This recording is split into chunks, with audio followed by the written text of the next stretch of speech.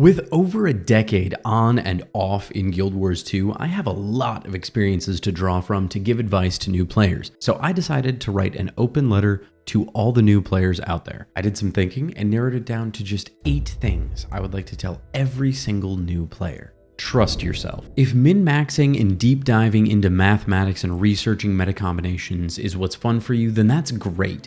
Keep doing your thing, little rock star, because we're all after the same result, which is fun. But I'd argue most people don't have the most fun with that. And many have even been conditioned into thinking that's what their fun is by modern gaming. So I say dive into your own self and figure out how you are going to have the most fun. Especially experienced MMO players, we're hard-coded to worry about uptimes and DPS charts. Guild Wars 2 is an MMO without the Holy Trinity. So in theory, every class can handle what you want, but with different flavors, mechanics, and twists built into it. So play around and find your favorite stuff. Go on that journey of discovery, run into those roadblocks, and find your own ways around them. Slow your roll. I also challenge you to finish all of the Corteria map exploration to 100% before you start getting and using mounts, at least one time. Guild Wars 2's map designs have changed a lot over the years due to addition of gliders and mounts, and having none of those, Corteria did some really interesting things, making us get to vistas,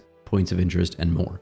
It's a great way to build your sense of how the designers built the world and how to problem solve in future jumping puzzles and expansion content. Take your time and enjoy the ride the first time around. Later down the line, when you've got a bunch of additional characters, then you can breeze through it with your sky scales and springers. Look within, not around. Now, once you get to level 80, Guild Wars 2 isn't going to hold your hand on what to do. In a game like Final Fantasy XIV or World of Warcraft, you continue to level up each expansion. So you enter the treadmill of entering dungeons to get gear for harder dungeons that get you gear to raid and so on. In Guild Wars 2, level 80 is level 80. Good gear you get can last your character's entire lifetime. Be prepared once you finish the story of Guild Wars 2 to make your own path on things to do. Early after reaching level cap, it can be pretty obvious as there are masteries from each content expansion to earn to increase your account's abilities, additional mounts to unlock, and things like that, not to mention just the continuing storyline. But at some point, you're going to feel like you're adrift in an endless ocean of content. Just remember to do what's fun or interesting for you, then set and accomplish objectives that are enjoyable for you. Stay committed. Now here's your regret of mine that I'll hopefully save you from.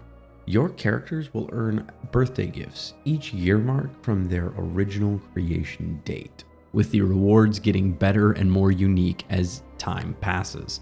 I personally didn't think about or realize this early in my journey, and I ended up deleting several characters that were as old as the game itself, and I'm left with only one character that can get the newest rewards. So make as many characters as you can once you get going in the game, and then never delete them. There's always character redesign stuff available in the gem store, and through various events and rewards, you can end up with a lot of these for free. Know when to ask for help. As you're working on figuring out things in the game, at any point in time, if you need help figuring something out or want to learn more about something, you can type /wiki and then whatever you're searching for. It will use your default browser to open up a Wikipedia tab from the Guild Wars 2 wiki about that. The Guild Wars 2 wiki is extremely well updated and maintained and can practically help with anything you need ever.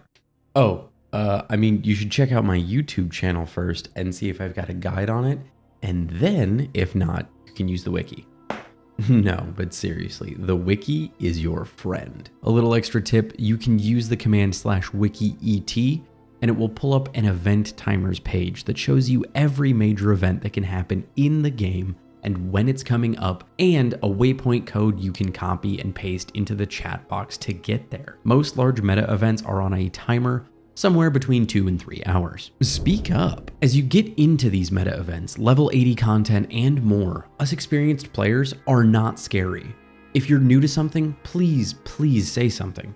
There's always players who are more than willing to explain mechanics explain why things are happening, etc. There's even entire communities dedicated to teaching players how to do strikes, fractals, and raids. The Guild Wars 2 community is very warm and helpful, especially for an MMO. The only exception to this is structured PvP. If you're interested in SPVP, you're probably better off just never talking ever. But I do have 2 pieces of advice that will help you in every single event ever.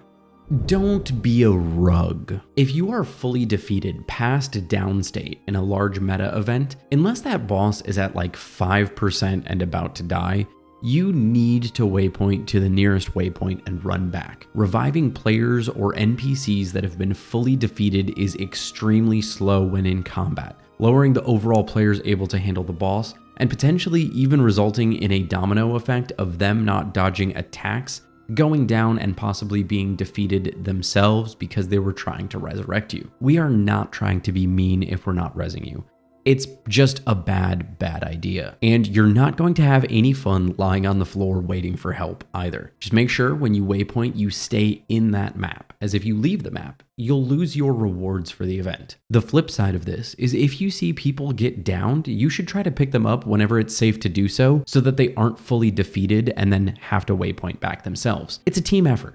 Communicate with us. Another piece of advice that can help avoid a lot of headaches. In a large group event, please read your chat box. We don't need you to be perfect at the game. We just need you to communicate and be part of the team. Often, PvE commanders or knowledgeable veteran players will make callouts such as stop DPS or where more help may be needed in a larger map-wide event. Many events require the coordinated defeat of 2 or more bosses within a time frame of each other.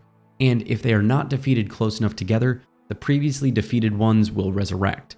Typically, this results in multiple waves of issues because boss 1 will go down, then be resurrected to 50% hit points as boss 2 is getting close to being defeated, and then you get a horrible yo-yo effect if nobody listens. Then nobody gets the rewards, and everyone is sad. Guild Wars 2 has been a place for me to come back to for over a decade now, and I always hope I can help make this space as welcoming and helpful as it can be. One of my biggest struggles when the game came out was crafting.